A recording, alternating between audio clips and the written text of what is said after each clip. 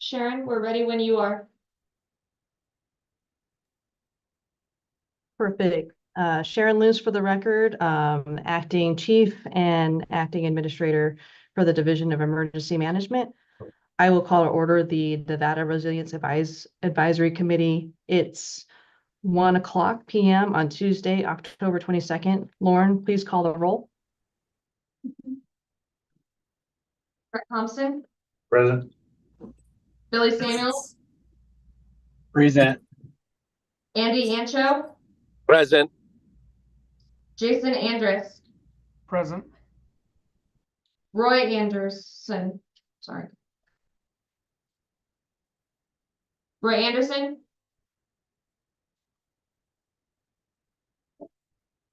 Travis Anderson, Salome Barton on behalf of Travis Anderson. thank you. Taylor Allison, Present.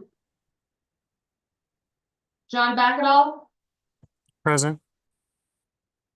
Noah Boyer, Present. Lee Cabanis,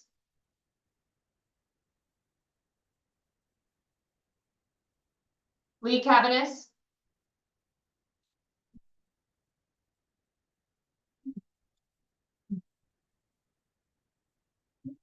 James Chrisley,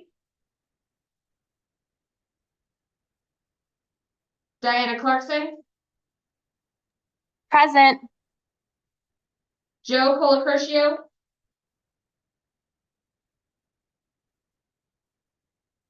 Colonel Kyle Serfolio, Bob Denhart, Present. Kelly Echeverria, Present. Andrea S. Jeannie Freeman, Here. Timothy Hill, Eric Holt, Chris Lake, Here. Carolyn Levering, I'm here. Desiree Matisse, Tennille Pereira,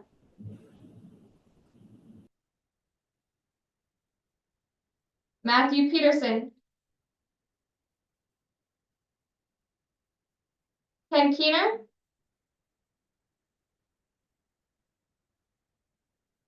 Misty Robinson, Bill Sabrin, Carrie Underwood,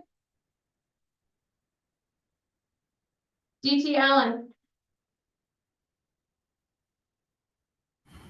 Here.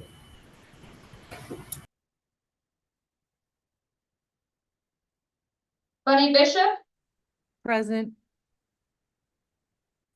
Heather Lafferty, Present.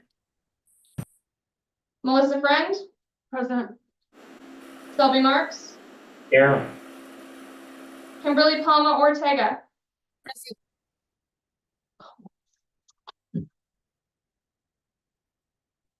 Noah Boyer,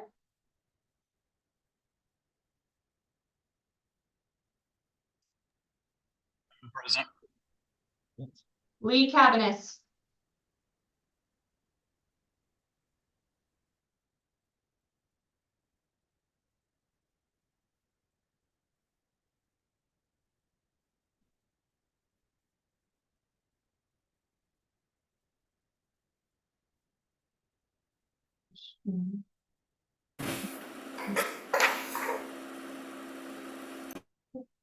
We're one short. We're one short of quorum. Saw Lee's name on there earlier. Yeah. This is You Sharon. missed Adam Miller, the new administrator for OCDC. Yes. He was part of this one. Thank you. Adam Miller. I'm here. Thank you, Adam. We have quorum. Thank you. Also for the record, Lee Cabanis is having issues with audio. Thank you, Sharon. Going on to agenda item number 2, public comment. This item is for discussion only. This is the first period set aside for public comment. If you would like to make public comment by phone, please call in by dialing 669-219-2599. When you are prompted to enter a meeting ID, please enter 686-738-8625 and press pound. When asked to provide a public comment, please press *6 to unmute yourself and *6 again when your comments are complete.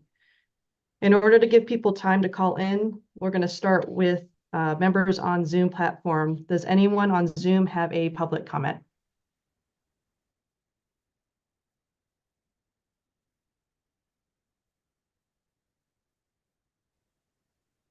Okay, hearing none.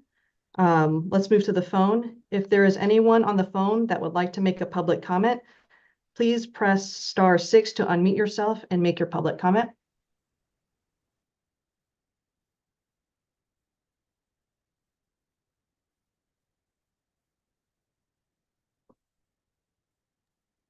Okay, hearing none. In the room at the Division of Emergency Management, does anyone have public comment? That's a negative, Sharon. All right, I'm not hearing any further comments, so I will close agenda item number 2. Agenda item number 3, approval of minutes from our May 23rd, 2024 and our July 23rd, 2024 meetings. This item is for discussion, possible action. Since we have new staff, we are going through each of the meeting minutes one by one so we can capture notes accurately. We'll start with the minutes from May 23rd, 2024. Would anyone like to discuss the minutes? Sharon, this is Jeannie Freeman for the record. On the May 23rd, 2024 minutes, I still document 20 errors in the minutes. Would you like me to go through each one of them? Yes, please. Okay. On page 3, the third paragraph, my name is spelled incorrectly. Should be Jeanne. Also on page 3, the last statement before number 5 mentions Chair Fogerson summarized by stating that there are 27 projects with an ask price of 6.4 million, meaning 42.26 million worth of cuts in proposal. That doesn't seem to make sense, that we would have 42.26 million in cuts on a $6.4 million ask. On page 6, it says Chair Fogerson moved to item C, Carson City Fire Emergency Management Sheriff for Carson City. I believe that that's incorrect. I believe it should say Carson City Emergency Management, which is housed in fire, but is not associated with the Sheriff's Office. Also on page 6 at the bottom, it says Taylor Allison, Quad County's Emergency Manager. That should say Lyon County Emergency Manager. On page 9, this will be a point of clarification for Andrea S. It says Andrea S. Washoe County Health Preparedness. I am unsure whether or not they're going by Northern Nevada Public Health Preparedness, or if they're still Washoe County Public Health Preparedness. That would be a clarification for Andrea S. Kelly Echevarria for the record. They are Northern Nevada Public Health.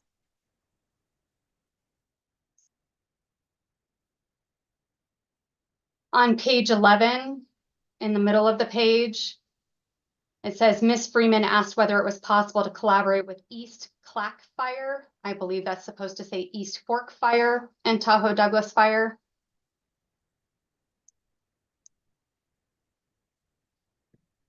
On page 14, it says Ms. Clarkson commented and pointed out that they had already sealed the project. I don't believe it's supposed to be sealed. I believe it's supposed to say scaled, SCALED, but that would be a point of clarification for Ms. Clarkson. On page 15, it says Ms. Echevarria asked if they pursued any LEPC, and it should be LEPC instead of LEPSI. Where on the page? Jeannie? On page 15, in the middle of the page, it says Ms. Echevarria asked if they pursued any LEPC funding, and if not, why. The acronym should be LEPC. Noted. On page 17, near the bottom, in two different spots, it says Chair Fogerson moved to item K, and it refers to in the next two sentences that to Ms. Echevarria. Both of those should be Ms. Allison, Ms. Taylor Allison, as she's the Lyon County Emergency Manager and was the one presenting those projects.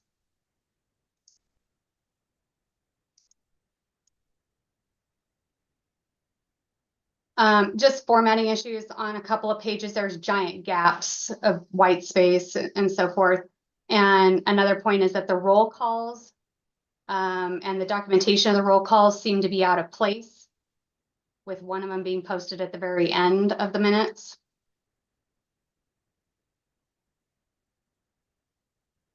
On page 21, about 2/3 of the way down, it refers to Colonel Compton. That should be Colonel Compton.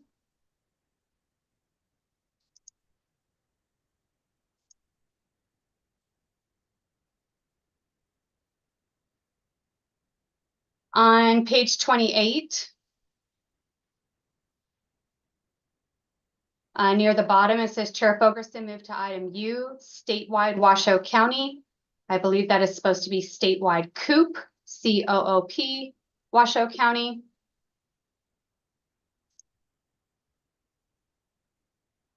Page 29, the second statement there. Ms. Freeman inquired if there was duplicity with the training piece. Ms. Echevarria clarified that it's not one COOP, it should be COOP, not coupe like the car.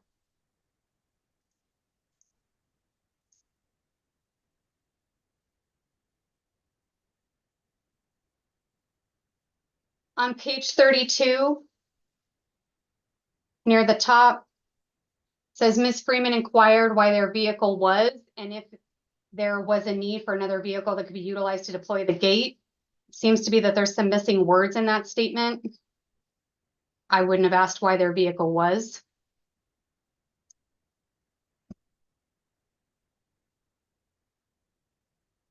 On page 33, near the top, it says Chair Fogerson called back at 2:30 p.m. and stated that Elko County had volunteered during the break to pull up all their projects. That doesn't make sense based on what was happening at that point in time. They don't pull up their projects.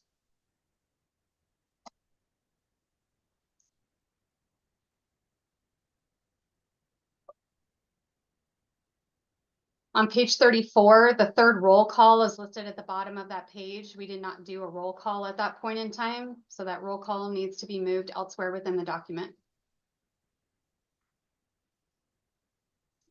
And those are my suggested corrections.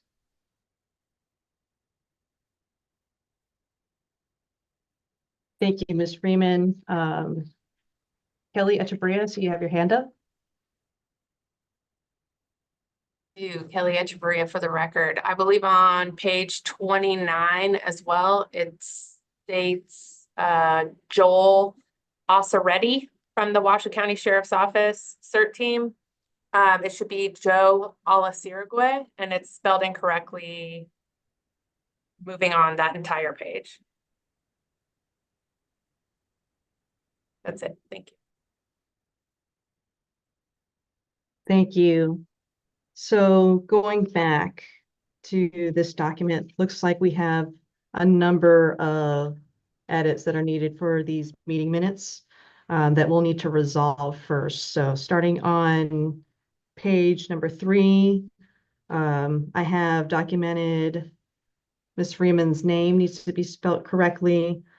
Also, the last paragraph has Chair Fogerson summarized by stating that there are 27 projects with an ask of 6.4 million, meeting 42.26 million worth of cuts in proposal, that we need to look at that sentence. Does anyone have a resolution for that sentence in particular?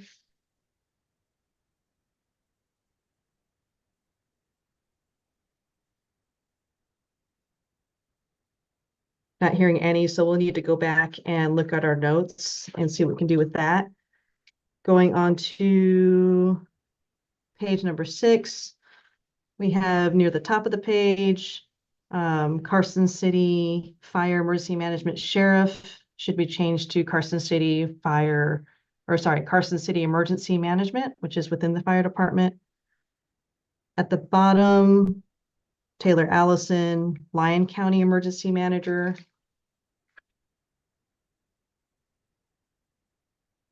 Going to page 9.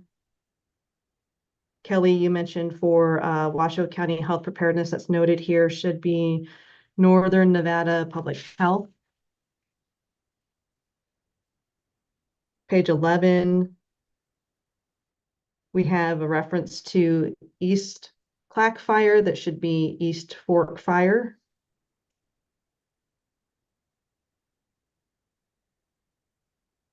Page 14, Ms. Clarkson, are you on? Can you resolve what you were meaning instead of the word sealed the project? Diana Clarkson, LVMPD Emergency Manager for the record. Yes, this was scaled the project. Thank you, ma'am. We have page 15. Lepsy is spelled here Lepsi. It should be Lepc.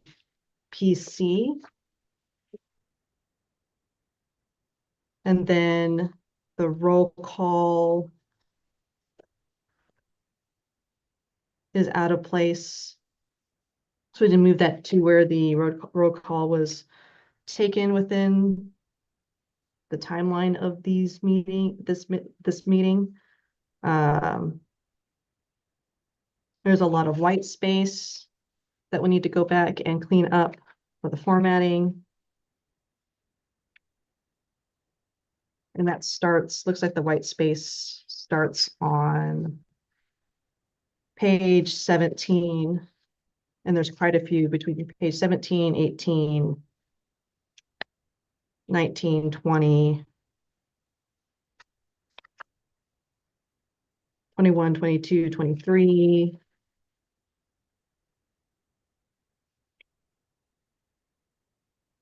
Going back to page 21, we have Colonel Compton, should be Colonel Compston, Compston.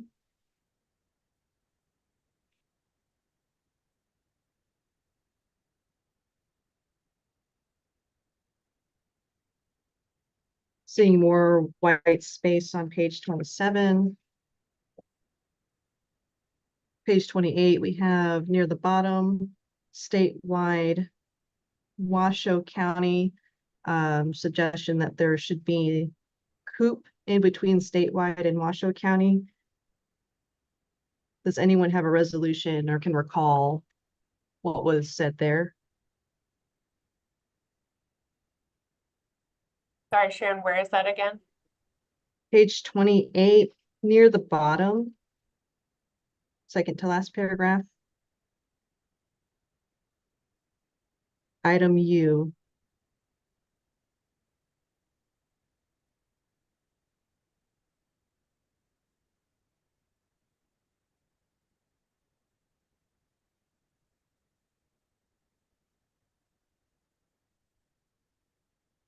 I don't know what, sorry, Kelly Echeverria for the record. I can't remember what Chair Fogerson did. I think you'll have to review the. Okay, board we'll name. go back and look at the previous meeting minutes and try to parse out what he meant in that statement. Page 29, we have near the top, COOP spelled C-O-U-P-E. It needs to be changed to C-O-O-P.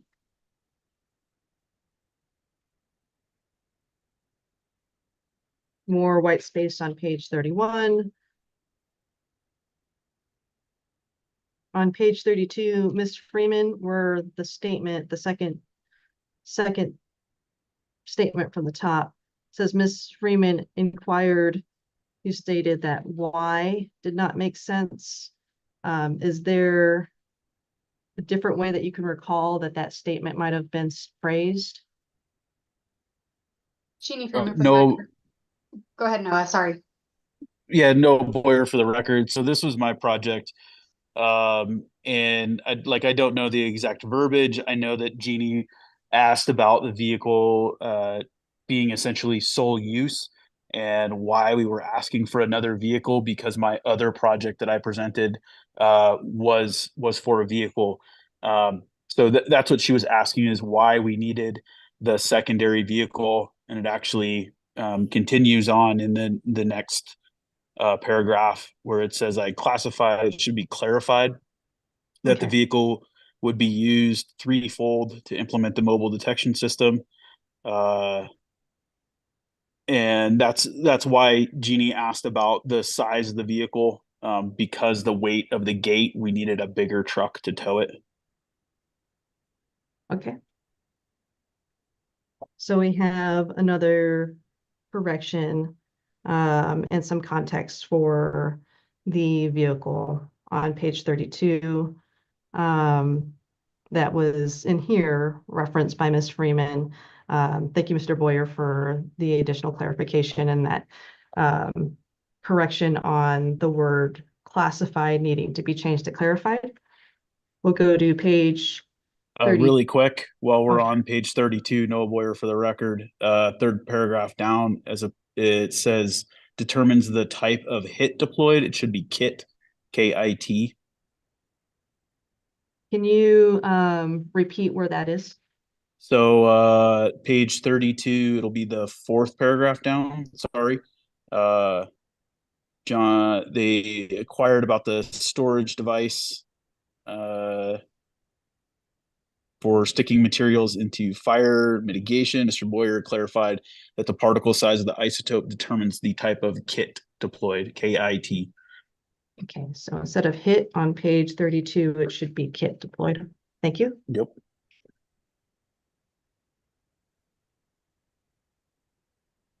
All right, we'll go to page 33. We have Chair Fogerson called back at 2:30 p.m. and stated that Elko County had volunteered during the break to pull up their projects. Does anyone have any recollection of the context of that conversation and what they interpreted that was about?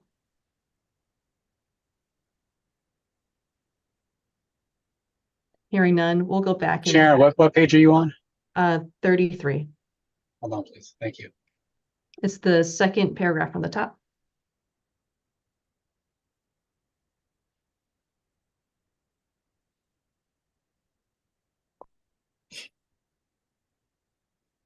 You can continue and I'll look at it, see if I can remember what it was.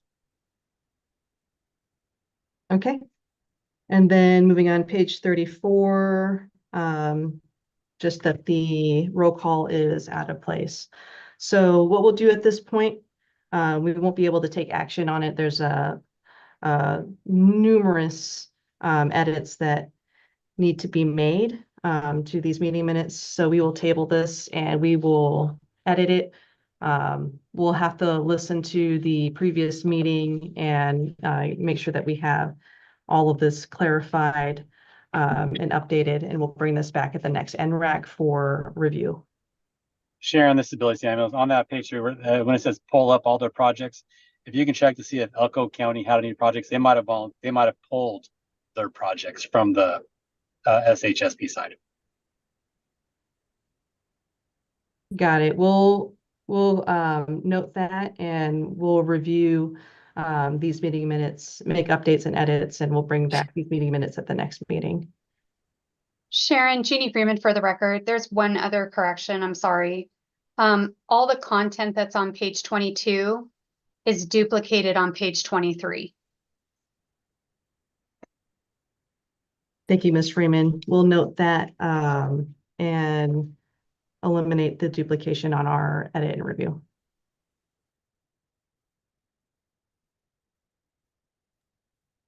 Right, so tabling the meeting minutes for May 23rd, 2024. We'll revisit that at the next NRAC meeting. We're going to move on to July 23rd, 2024. Is there any comment or discussion on the July 23rd, 2024 meeting minutes? Sharon, this is Sharon. Jeannie Freeman for the record. Go ahead. I just have one correction for the adjournment.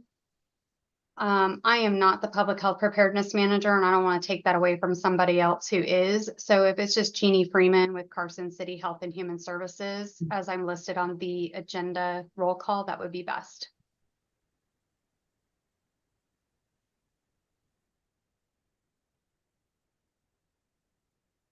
I got that. We will update your title. Did I hear someone else? Sharon, this is Billy. Go ahead. I don't, are we able to actually, I don't know if Sam's on or not, are we able to actually approve these minutes? Because part of these approval of the minutes was from approving the May 23, 2024 meeting minutes. So I think that's something that Sam might have to weigh in on, unless we're able to exclude that 2023 meeting. I mean, May 23rd meeting, then we should probably look at that. Hey, Billy, this is Sam from the AG's office. I'm sorry, I'm not tracking your question. So on the secondary meeting that we're trying to approve on the July 23rd, on the approval of the minutes, we were actually supposed to approve the May 23rd, 2024 meeting. Are we able to actually still do that with this one? Are we actually able to still do that as part of the approval, or can we waive that and move these to the following meeting? So you're asking if we can approve the July meeting minutes, despite the fact that we haven't approved the May meeting minutes? Yeah, because that is the approval of the minutes on item number 3. It is to approve or amend the May 23rd meeting minutes. And then we rescind it to approve it on this time. So if we do approve those minutes, we just need to strike the May 23rd portion of it.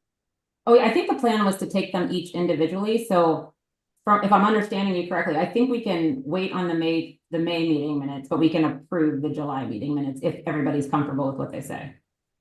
Okay, thank you. Thanks. Thank you. Any other comments on the July 23rd, 2024 meeting minutes?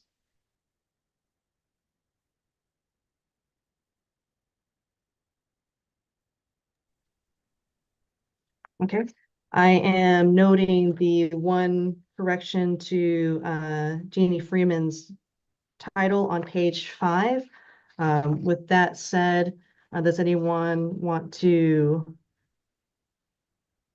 entertain a motion to approve the meeting minutes for July 23rd, 2024? Go ahead, DT. Hey, sorry about that. DT Allen for the record. On the 723 meetings, it does have me as absent. I was present for that meeting. If we could just have that updated. Thank you, DT. We'll note that. So we have 2 corrections on the July 23rd, 2024, sorry, July 23rd, 2024 meeting minutes. Does anyone want to entertain a motion for approval? Sure. This is Brett Thompson for the record. I move that we approve the July 23rd, 2024 minutes with the 2 corrections as listed by Ms. Freeman and Mr. Allen. Thank you. Do we have a second?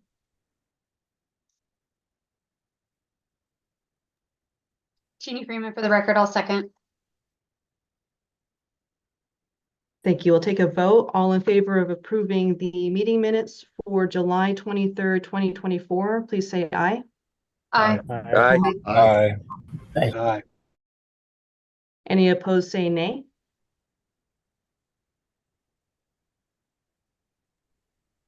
All right, hearing none, I'll close out agenda item number 3. We're moving on to agenda item number 4. Agenda item number 4, grant status report. This is for discussion only. I'll ask Suze Coyote to provide her grant report to the committee. Go ahead, Suze. Good afternoon, Suze Coyote for the record. The grant status report for the period ending June 30th, 2024 is attached in the meeting materials. Emergency Management Performance Grant, Homeland Security Grant Program, and Nonprofit Security Grant Programs with open subawards are listed in the report. The federal reporting narratives for the Homeland Security Grant Program and Nonprofit Security Grant Program are attached, which provide programmatic updates. The EPWG drawdown progress dashboard follows with current balances for the Emergency Preparedness Working Group grant for the eligible counties within that group. Next is a status report of open FEMA disaster grants, followed by the hazard mitigation grant status report. In grant news, FEMA issued grant awards for the FY24 EMPG, HSGP, and NSGP at the end of September. We're finalizing the language for the grant awards and updated procurement policy, and will issue sub-grant awards before the 45-day pass-through date of November 17th, 2024. The NSGP, Nonprofit Security Grant Program, National Security Supplemental Notice of Funding Opportunity is expected October 28th. The application will be released soon after. Key changes include raising the individual project cap from 150,000 to 200,000, 600,000 for 3 sites, up to 3 sites. Expanding eligibility to include consortia as eligible subrecipients, in which multiple nonprofits may apply for like projects under one subrecipient application. And the ability for states and territories to retain an additional 2% to conduct technical assistance and outreach, in addition to the 5% already allowed for management and administrative costs. Bulletins will be distributed through our listserv. If interested nonprofits have questions or need assistance with their applications, they can email dhsgrants@dem.nv.gov, and our grants team will assist. Lastly, the state and local cybersecurity grant for FY24 application is open until November 1st. Nevada meets criteria to waive the 30% local cost share, and we will request that with our application. We've been approved 2 times already. Cybersecurity training, cybersecurity exercises, and hiring contractors for cybersecurity planning are all eligible activities under the SLCGP. We are hosting a technical assistance session on Monday, October 28th from 11 to 11:30 a.m. There's a link in the bulletin that went out on our listserv yesterday. Barring any questions, that's my end of my report. Thank you, Suze. Do we have any questions or comments for Suze? John, I see your hand up. Thanks, Sharon. Yeah, when was this report, John Backettle for the record, when was this report run, is my question. It's as of June 30th. Okay, that makes a lot of sense. Thank you. Jeannie Freeman. Jeannie Freeman for the record. So it was asked during the May 2024 meeting about, because a similar report was provided then, and there was information about a lot of money that hadn't been spent. And I'm looking at the reports and going back to like the 2020 year, there's a lot of money that on the SHSP that hasn't been spent or even de-obligated. I'm just kind of curious, can the committee be given some context as to why, or if that money is going to be spent?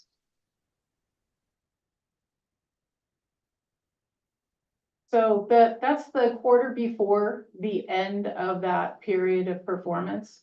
And a lot of activity happens in the last quarter or 2 of the grant. So the likelihood is that a lot of that money has either been reobligated or will be spent down before that.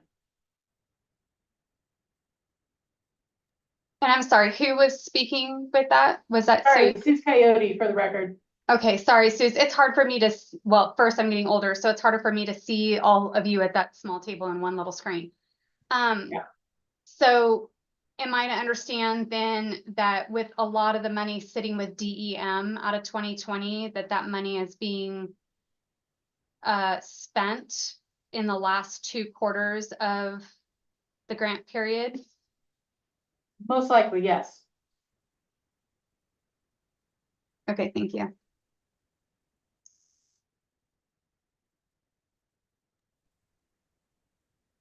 All right, any other questions or comments for Suze?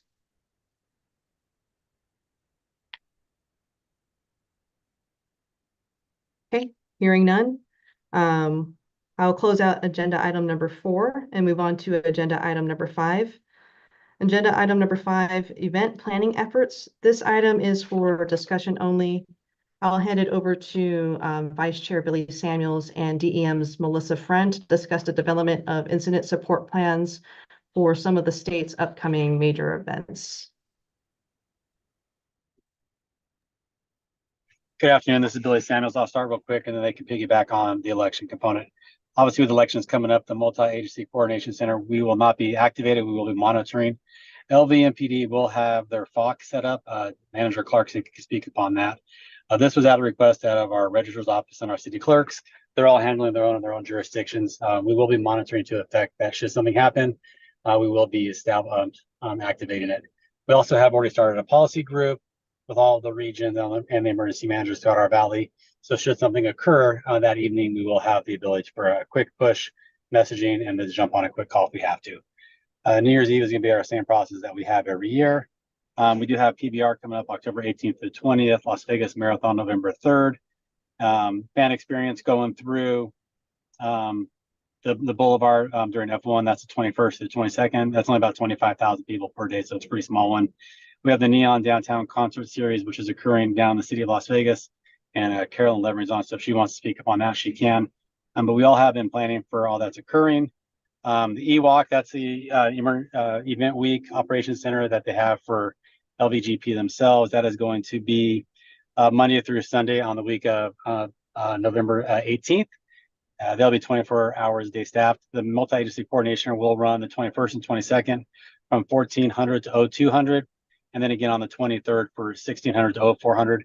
And that is due to the fact that the Formula One race has started their hours a little bit earlier on that Thursday, Friday out of our request. They're keeping their same hours on race night themselves. Other than that, if you need any questions, I can answer them for you, and unless Melissa has anything she would like to add.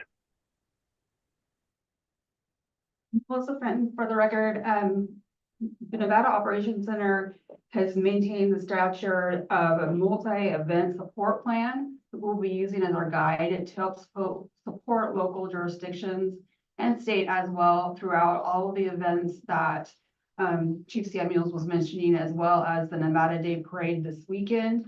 And our plan is currently running through the inauguration, so through January 21st. After every individual event, we will be doing a hot wash here internally and adjusting the plan as needed. Any questions? All right, any questions for Billy Samuels or Melissa Friend?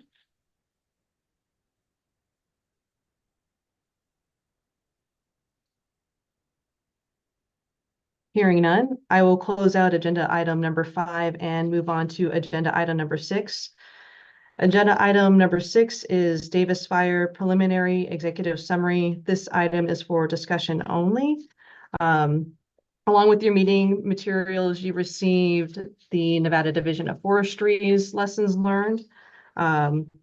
We also drafted a preliminary executive summary of all of the different state agencies that were involved in this effort. So for those of you that may not be aware, the Davis Fire began on Saturday, September 7th, 2024 in Washoe Valley near Mount Rose. The cause is still under investigation. Truckee Meadows Fire Protection District established unified command coordinating fire resources with Nevada Division of Forestry, U.S. Forest Service, and Bureau of Land Management. An incident management team, which is the Southwest Team 1, assumed control of the fire from September 9th through the 18th. The Nevada Operations Center was activated, including emergency support functions staffed by partnering agencies. This preliminary executive summary is covering the state agency effort and was provided to Governor Lombardo to give him an update on some things to highlight and also some lessons learned.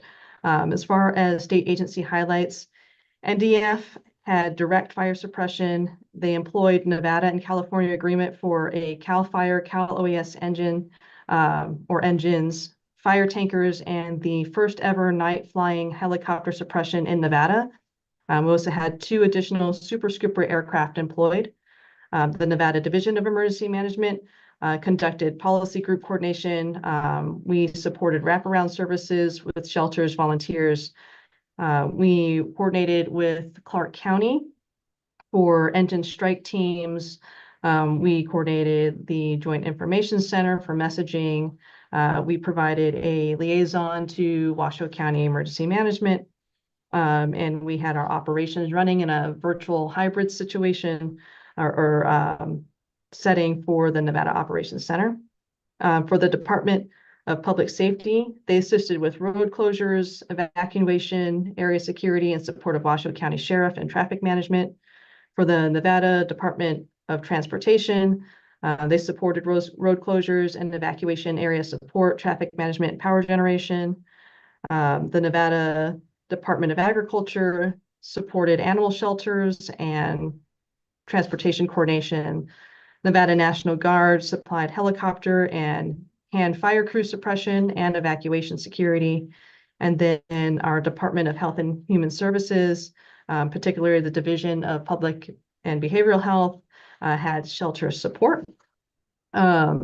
Some lessons learned from the policy group and some that we'll talk about first, recurring themes. We learned that we needed to establish a policy group and a communication method early between the state directors and the governor level. Coordinated messaging across all agencies and jurisdictions through the Joint Information Center. Have clarity, unity, variety, and frequency of messaging matters. Share agency situation reports among all affected agencies for improved awareness and coordination. For the Nevada Division of Emergency Management, so there's some things that we're working on. So establishing some interagency communications, engaging the governor's finance office early, continuing to work with and get access to the perimeter map that Washoe County was keeping up. That was very helpful. And we're continuing to work with and have conversation with Washoe County on the standardization of evacuation verbiage within Nevada. For the Nevada National Guard, they learned the lesson of ensuring clarity of operational rhythm, which is their schedule, clarify mission length to facilitate informing service members. Nevada Division of Forestry is streamlining public information requests, establishing a lead state public information officer, addressing policy for strike teams, logistics, and procurement out of those backfill engines, deploying with 72-hour self-sufficiency and providing a state liaison with procurement authority, and continuing pre-season agreements for critical fire resources. Nevada Department of Transportation is establishing communication and information sharing with command, including personnel changes and contacts, ensuring incident command coordination of evacuation and road closures and partnering agencies, sharing the NV Energy plan regarding power cuts so that NDOT can pre-stage appropriately, and including partners, including that all pertinent partners are notified and have a representative at the Incident Command Post, Local Emergency Operations Center.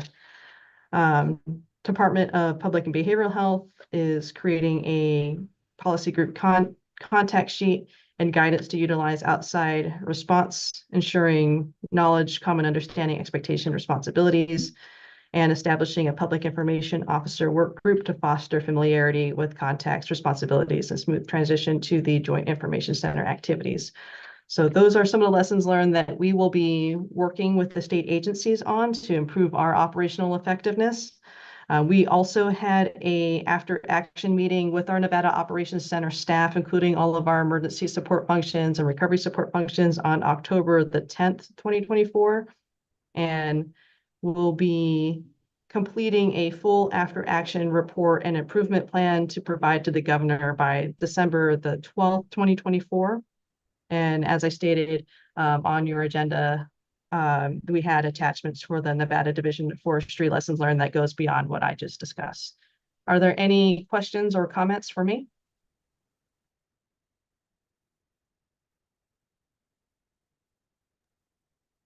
Kelly Echeverria for the record. Sharon, you mentioned that you were trying to gain access to perimeter. Can you please clarify what that means? Because everyone has access.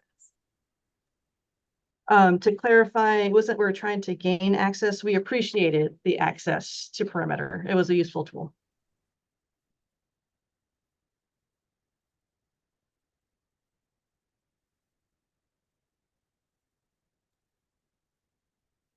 Any other questions or comments?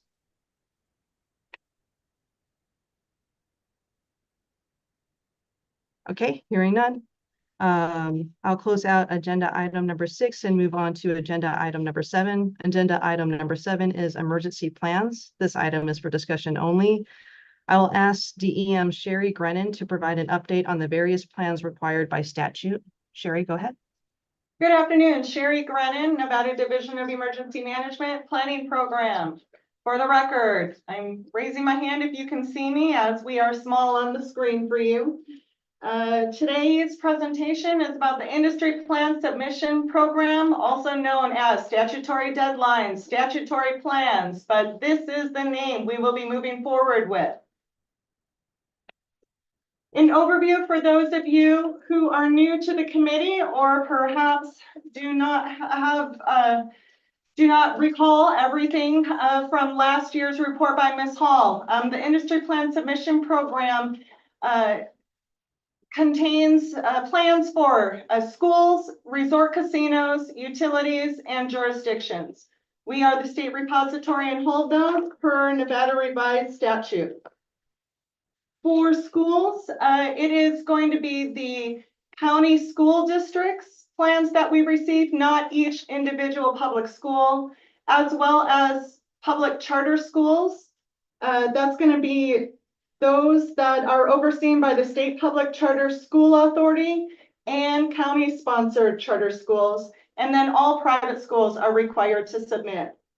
For the resort casinos, it's going to be based on county population versus how many sleeping rooms there are at the resort. So for county populations of 700,000 or more, greater than 200 rooms, they are required to submit a plan. If there is a county population of 100,000 or more with greater than 300 rooms, they are required to submit a plan. For utilities, it is public and private entities providing water or wastewater, also known as drinking water and water pollution control, as well as electric or natural gas service to 500 or more service locations. And that service locations is based on a meter. This includes public utilities regulated by the PUCN, Nevada Public Utilities Commission.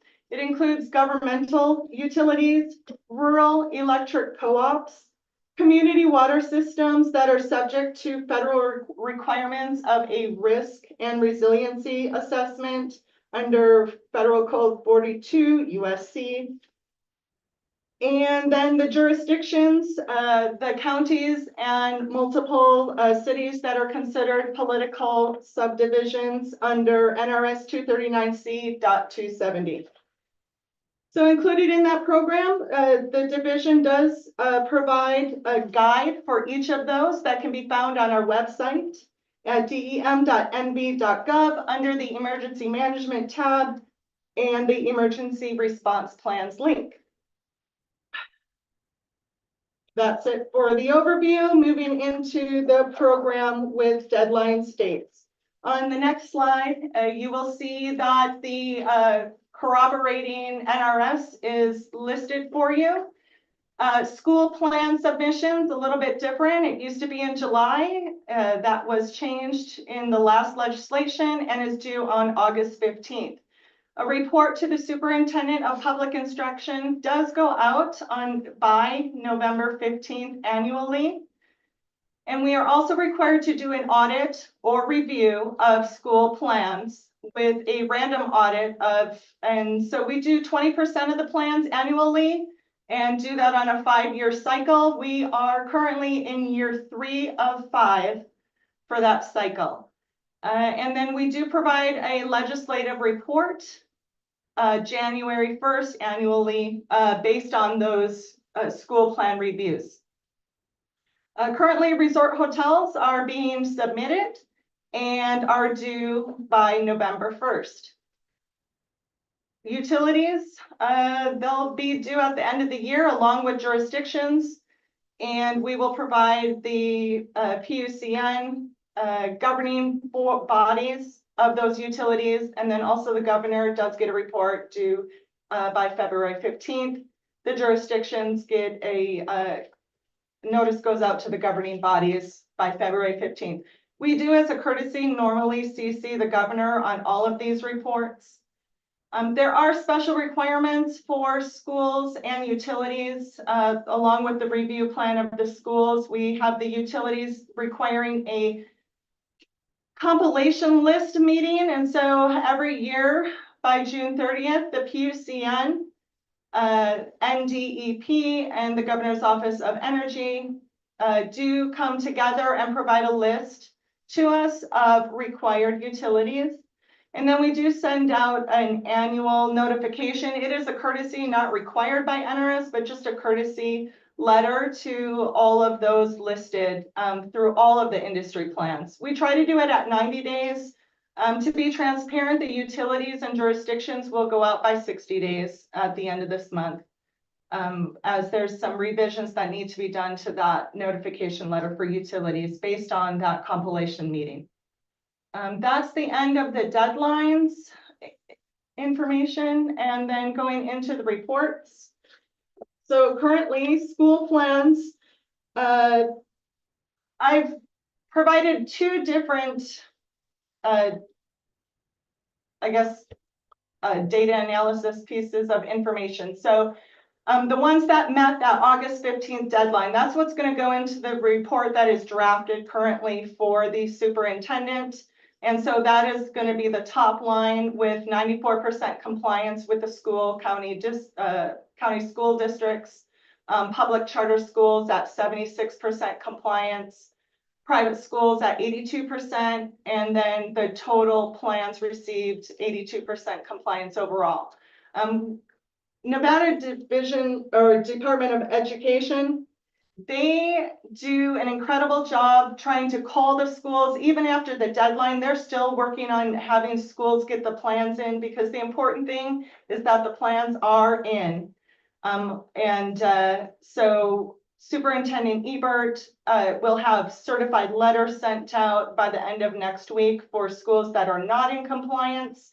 And then they will keep calling until they get 100% compliance. And so right now, the current status as of the 17th of this month, county school districts, they are all compliant. We are at 96% for public charter, private schools at 95% compliance, and total school plans received at 96% compliance. That's the end of my report, but if I can indulge the committee, I just want to say thank you to the planning program, which includes Reno Graves, our planner in Region 1, Ryan Davidson, who will be coming on full-time as a planner at the beginning of November. He was a SkillBridge intern for us, and I'm believing for an assistant planner in the future. I'd also like to give a shout out to Heather Lafferty, who I missed putting on that, but is an integral part as our access and functional needs officer. And she is included in all things planning. That's the end of the report. Pending questions. Thank you, Sherry. Any questions or comments for Sherry?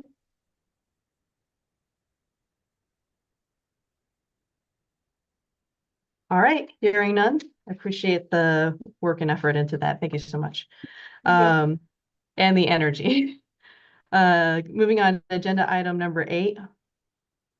Homeland Security Grant Program definitions. This item is for discussion only. We will not be acting on this item today. This is an idea gathering moment. Because I haven't been engaged in this process in the past, Billy, can you provide us with some background on the definitions and their past and present use at the Urban Area Working Group and the Nevada Resilience Advisory Committee? Of course, this is Billy Samuels. On the UASI side, Last year, and this was the same with NRAC and the SHSP side, we had all projects as being listed as new. With that being said, we got rid of the sustain, maintain, enhance, which would automatically let projects go forth without having to really compete for some of the funding that was coming through. We, at the UASI side, and the NRAC went the same way with the SHSP, we asked for everything to be competitive, and then we could start from scratch to be more innovative on some of the stuff that we had coming up.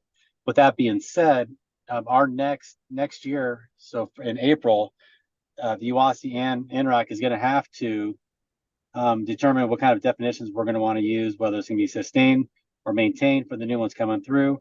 Are we enhancing a current project? So we do need to get those definitions figured out. It was just something I wanted to bring to this committee. Obviously, the UAG has no problem making our definitions on what we want, but obviously we need to get it signed off by NRAC. So just that's kind of where I wanted to get this thing started. I know Carolyn's on. She's very keen to this topic as well for the UAG. I think that's where we can start from there, Sharon. Sure. Any questions or comments? Carolyn, do you want to add any? No, I think the chief covered it just fine. We just need some clarity in the process, especially for the newcomers that are trying to learn how to apply for these grant applications. We want to make it as simple as possible and not have to go into great explanations of the differences in these terms. Thank you. So does anyone have any thoughts that they'd like to share about the different terminology between sustain, maintain, enhance?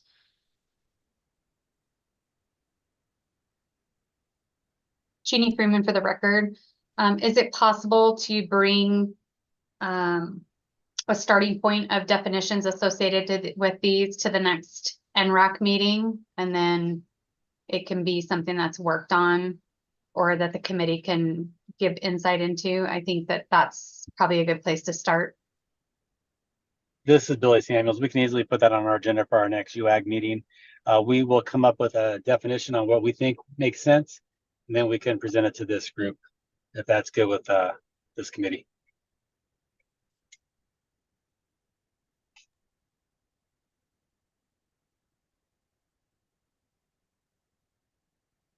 I'm just making a note.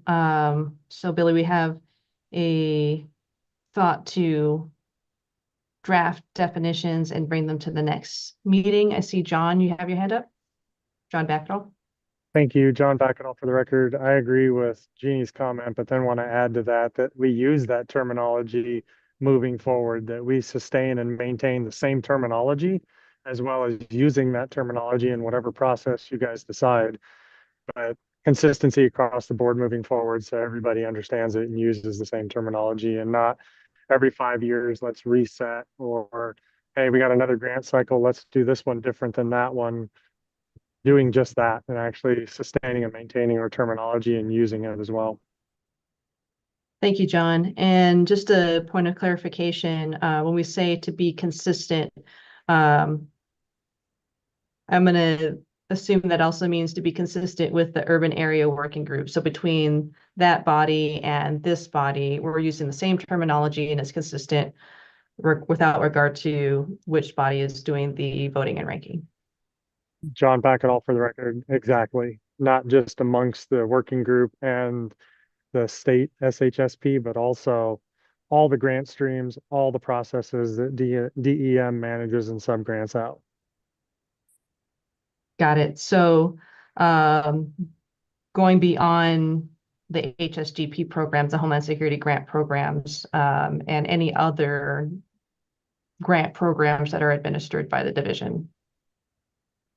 So John, for the record again, yeah, sorry if I would have clarified this better the first time, it probably would have been easier. Yeah. But now that you guys also support CISA cyber grants, the EMPG with the work plans are being required to be submitted for that obligation as well. Sustaining and maintaining should be a consistent term and not changing the definition across all those different grant projects. Thank you. I appreciate the clarification. And I believe I understand what you're stating. So not just the Homeland Security grant programs, that includes the state Homeland Security program and the Urban Area Security Initiative, but being inclusive of all the grant programs where we use this voting and ranking project. So that would include like the state and local cybersecurity grant program and any other grants where we go through this process that I might have been missing. So are there any other questions or comments related to this agenda item?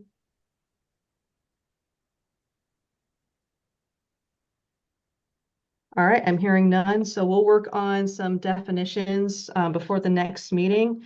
And we'll have some definitions to provide to this body to consider. That will conclude agenda item number 8. We'll move on to agenda item number 9, public comment. This is the second period set aside for public comment, and this is for discussion only. If you would like to make public comment by phone, please call in by dialing 669-219-2599. When you are prompted to enter a meeting ID, please enter 686-738-8625 and press pound. When asked to provide a public comment, please press *6 to unmute yourself and *6 again when your comments are complete. In order to provide people time to call in, we'll start with Zoom. Does anyone on Zoom have public comment? I see Irene Navis. Hey, Sharon. Hello, everyone. I know some of you, for those who don't know me, my name is Irene Navis. I am the Nevada coordinator for the Western Regional Alliance for Pediatric Emergency Management. And I just wanted to stop into this meeting today and offer any assistance that I can provide in terms of planning, training, exercises. In the past, I've worked with a number of you across the state on different aspects related to pediatric considerations. And I just want to let you know I'm still here. We're in year 5 of this program, just starting our 5th year. And there are a number of items that we've added to our website related to pediatric surge. We have a playbook for pediatric surge that's designed to assist and support healthcare coalitions as well as emergency management offices. We have a number of mental health support programs. Most recently, we have developed a toolkit, a virtual tabletop exercise toolkit for CBURN related projects in terms of exercises, planning activities. If you've just developed a hazardous materials response plan or recently updated your plan and you would like to exercise it, that toolkit is available free of charge, open access, or I can send it to you at your request. And it includes everything you need to do a virtual tabletop exercise. We've done these across the Western United States and across the country. We've exercised about, several dozen plans and facilities and healthcare coalitions. About 2,500 people have participated in our virtual tabletop exercises. I know some of the grant requirements have been expanded to include and require pediatric considerations. So I thought it was a good time to stop into your meeting and let you know that I'm available to assist with those. We have a number of things that are more geared toward medical personnel, but they may be valuable to a number of different organizations, including pre-hospital, just-in-time training videos for different pediatric response activities. And we are actively involved in pediatric disaster readiness. I am involved in the EMSC advisory committee for the state and have been doing a lot of work there to shore up pediatric readiness in terms of planning, training, exercises, and also equipment.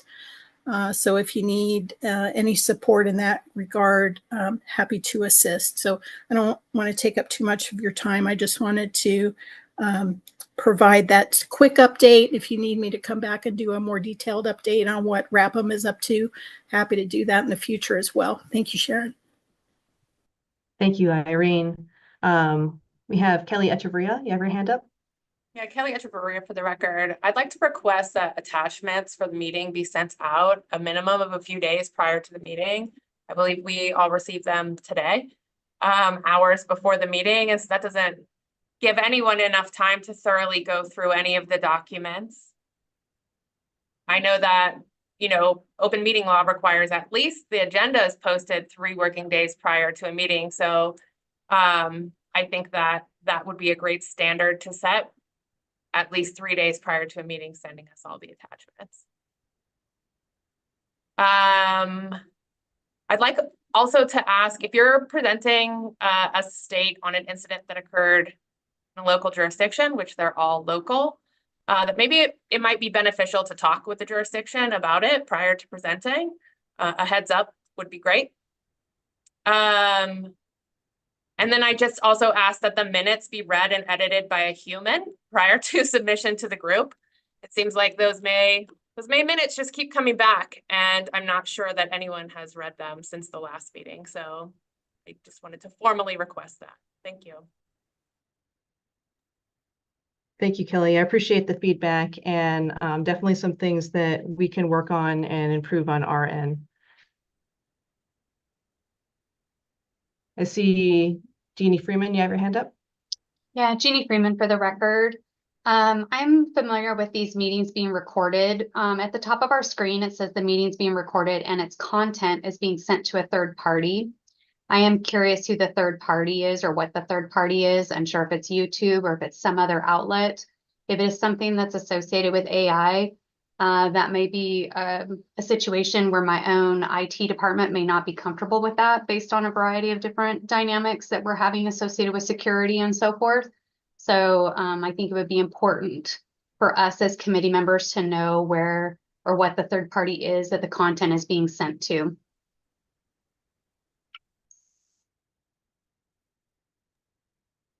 Hey, Jeannie, this is Brett Thompson for the record. So those records are sent to an outside transcription service, which may be part of the other problem that we dealt with earlier in this meeting. And we will take a significant look at that afterwards. Thank you.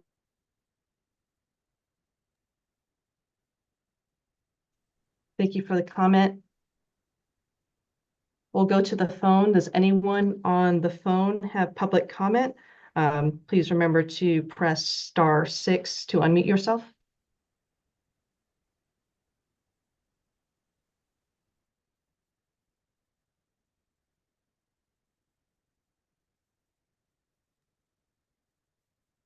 Okay, hearing none on the phone. Any public comment in the room at the Division of Emergency Management?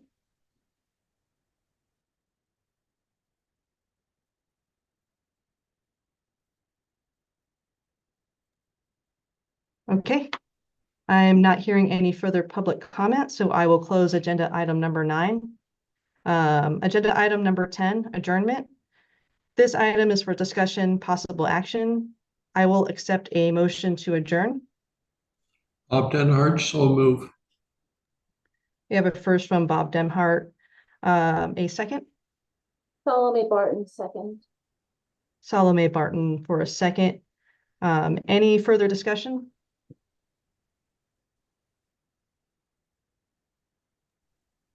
Okay, we'll take a vote. All in favor of adjourning this meeting, please say aye. Aye. Aye. Aye. Any opposed, say nay.